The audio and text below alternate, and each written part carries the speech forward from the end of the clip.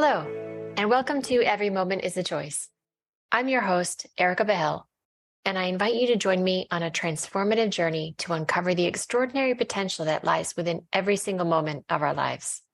From the choices we make in our relationships, careers, and personal growth, to the mindset we embrace in the face of adversity, this podcast will empower you to embrace the notion that every moment holds a choice, and it's up to us to seize it. Join me as we engage in insightful conversations with thought leaders, experts, and everyday people who have harnessed the power of choice to achieve greatness, overcome obstacles, and create extraordinary lives. If you feel inspired by this episode, please rate it and consider subscribing. I'm keen to know how it's impacted you. Hi, this is Erica. Thank you for joining me today. It's just me today. I don't have a guest, but I thought I would share with you, the listener, why I started this podcast and what I hope people can get out of it. So I'll start with my own story. On December 27, 2017, a bombshell hit me.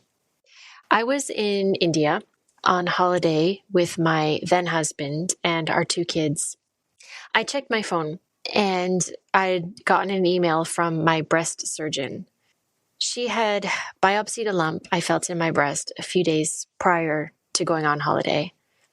And most of the words in the email didn't make a lot of sense at the time, but one did, and that was malignant. My immediate reaction was to be full of questions. The main one being, should we cut the trip short and rush back to Singapore? But the surgeon assured me that, in her professional opinion, nothing was going to progress in just over a week. And what she would do, what her office would do, is start the process of lining up appointments, including a staging scan to learn how far the cancer had spread. So there's a photo from that trip of me sitting in the back of an open-top Jeep next to my 4-year-old son and with my 18-month-old baby in my lap. We were on a tiger safari at a protected reserve for tigers where you can, if you're lucky, catch a glimpse of a tiger in the wild. And in this photo, I'm staring straight at the camera, holding my baby, and wearing these big dark sunglasses. I wasn't hiding my eyes because I'd been crying. It was almost too early or too fresh for me to actually cry. What I was thinking behind those glasses, what my eyes would have said was, everything I thought was going to happen in the rest of my life may no longer happen. Simple as that. I spent the next week or so living in a state partially dread, partially stoic, trying to be very present with my kids. We saw a tiger. We got lucky.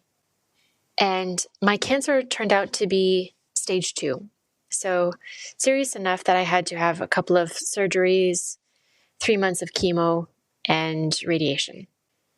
They had to take my ovaries, so I went into menopause at 41. And I'm still on medication. And, I'm monitored by an oncologist, although I'm now 5 years out. But the biggest changes in my life are related to what I was thinking while that photo was being taken. And when I look back, it wasn't a feeling of shock, really. It was more like grief. Grief for the life I thought I was going to live before that was taken away by something I couldn't control. So I did a lot of reading, and one book that I picked up and has had a really profound influence on me and is almost the reason for this podcast was Man's Search for Meaning, written by Viktor Frankl. So for anyone not familiar with it, Frankl was a Holocaust survivor who became a distinguished psychotherapist and academic after World War II. But during the war, he was imprisoned in 4 different concentration camps where he lost his wife, his father, his mother, and other family members who all perished in various camps. He witnessed unspeakable horror and the worst version of humanity. But after the war, he responded to this by writing what has become probably one of the most influential books of all time.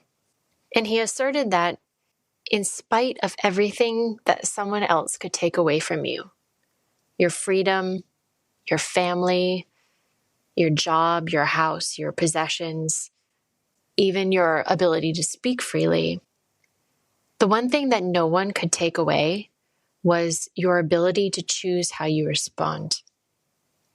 He said, "Everything can be taken from a man, but one thing, the last of the human freedoms, to choose one's attitude in any given set of circumstances, to choose one's own way." Almost everyone at some point is going to have to reckon with something that kind of upends your life. Losing your job, getting divorced, losing a loved one. And I think especially since COVID, we are collectively more aware of the fact that everything is constantly changing around us. We seek stability, but change is constantly occurring. And it's our reaction to change or the things that we cannot control that really defines us. It can either break us or strengthen us. So this podcast, Every Moment is a Choice, exists not only because it's become my own mantra that I've adopted since realizing that the only thing we can control is how we respond to life and to change. Cancer taught me that we can't control the number of moments that we have, but we do have an opportunity in every single moment that we do have to make a choice. No matter what the constraints or frustrations or things that aren't going our way are. That's our power. I think it's probably no surprise that certain people who have experienced extreme tragedy or brushes with death may choose to live the rest of their lives differently.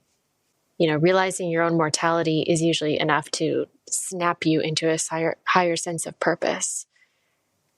But what about the rest of us as well? It's very poignant sometimes to hear the type of advice that people who are at the end of their lives give. People who are dying or in hospice. And when they speak, they usually say things like, "I wish I'd cherished my friends more," or "spent more time with my kids." And from my own perspective as a cancer survivor, I wish everyone could have the same sense of purpose in life, rather than life just happening to you or being set back by changes that are inevitably going to happen. So I don't like to see people who are stuck and not living the type of life that they could look back on and just say no regrets. So it's hard, to think about your own mortality. If you've been through a life-changing event, you may have thought about it, but for those who haven't, you have to kind of shake this inertia that you can sometimes find yourself in. And there was one blogger who I found, and I read his posts, and I kind of started to think, this is a way for people who have not been through kind of a near-death experience almost to contemplate the finiteness of our lives. So this blogger is named Tim Urban, and he really influenced me because what he started to do was to quantify the amount of time an average person has. It's a quite simple method, and he broke it down to your life in weeks. And there's actually a poster that you can buy, or you could even print out, that captures an entire lifespan on one sheet of paper, from the time you're born until, I think he took it up to 90-year-old person. And each little box represents 1 week of that life. And if you are in your 40s, in your 50s, you start to look at it and you say, wow, there's less time left than what I've already spent. And it's a very interesting concept, I think, because instead of being almost a morbid exercise that makes you depressed, I think there's so much opportunity there to look at it and say, wow, So if I have this number of Christmases left or this number of summers left, what am I going to choose to do with all those moments?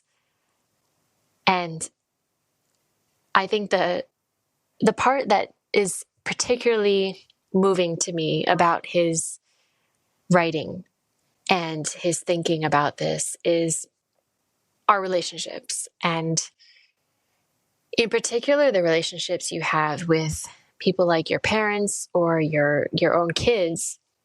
Because they're of a different generation, there's not a consistent pattern to these relationships. So you see more of people at certain points of your life. And there was one fact he put in there that I found, it made me think very deeply of, if you have a child who is around 10 years old, and assuming that that child moves out when they turn 18 or 19 years old, anything about the face-to-face time that you have with someone like your child, that by the time they're 10 years old, you will have already spent around 50% of the face-to-face time that you will ever spend with your child. And something as profound as that, if it inspires you to be a bit more present with your kids, if you have them, but also to think about your relationships in a way that you aren't going to have all the time in the world to spend with people, and being more present or embracing people around you who contribute to your life. I personally made some decisions around who I wanted in my life after my own bout with cancer. And it has had a immensely profound effect on my own happiness and the impact I'm able to create for other people. So that's my story of every moment is a choice. And when I started this podcast, I originally thought of, who do I know from my own life who may come from different types of professions, different industries. Some of them, I guess, are kind of creatives. Some are corporate people. Some are researchers. But each of them, in a way, lives a very purposeful life by the type of choices they make. And I really hope that as you listen to these episodes, you are able to, through their stories, identify some ways, maybe some things resonate with you about how you can seek to make every moment a choice for you as well. So thank you for listening, and I will be making more episodes to come. So do reach out and give me any feedback that you have. Thank you. Thank you for listening today. I hope this has been a useful investment of your time. If you feel inspired by this episode, please rate it and consider subscribing. I'm keen to know how it's impacted you. Now go out there and seize those moments.